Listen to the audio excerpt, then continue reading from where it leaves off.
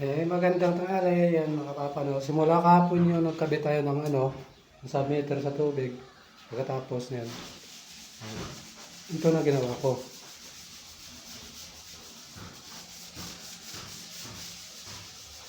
Yan, tapos na.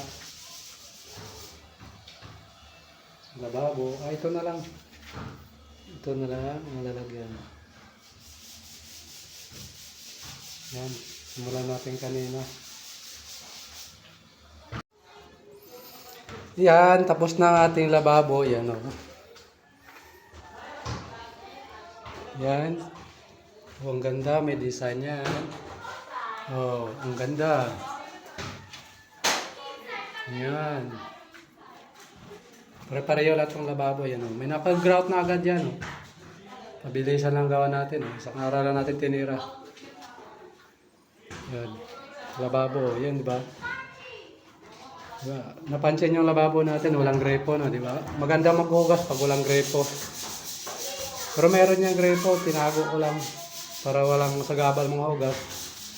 Dito ko nilagay ang grepo sa baba, ilalim ng lababo, ayun, oh.